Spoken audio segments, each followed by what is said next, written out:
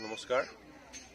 প্ৰথমতে অসমবাসী তথা কমতাপুৰবাসী ৰাইজলৈ মোৰ পলমকৈ হ'লেও বিচুৱা তথা আমাৰ বিচিমাৰ শুভেচ্ছা জনাইছোঁ। আজি 21 তাৰিখৰ পৰা 24 তাৰিখলৈকে আজি 25 তাৰিখলৈকে আমাৰ হল্লাগুৰিত ত্ৰিবেণী আঞ্চলিক বিচুৱা উদযাপন সমিতিৰ দ্বাৰা পৰিচালিত এখন কৰ্মশালা পৰিচালনা হৈছিল আৰু এই কৰ্মশালাখনত আমাৰ প্ৰশিক্ষক হিচাপে আছিল কোচ ৰাজবংশী জাতীয় প্ৰকল্পৰ সম্পাদিকা আমাৰ পূৰ্ণিমা চৌধুৰী বাইদেউ।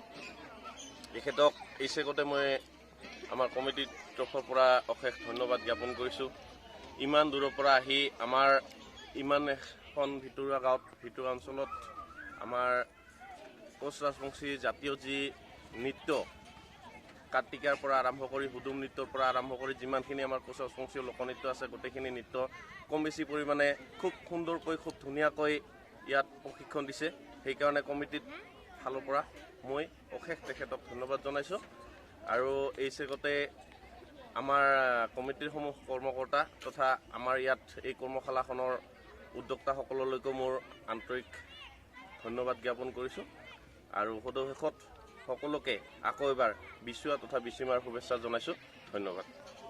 আমাৰ এই অঞ্চলৰ ৰাইজৰ সহায় সহযোগ আৰু লগতে বাইদেউৰ প্ৰচেষ্টাত আমি কৰ্মশালাখন পাতিছোঁ আৰু বাইদেৱে অশেষ চেষ্টা কৰি আমাৰ কৰ্মশালাখন সুস্থৰূপে চলাই নিছে।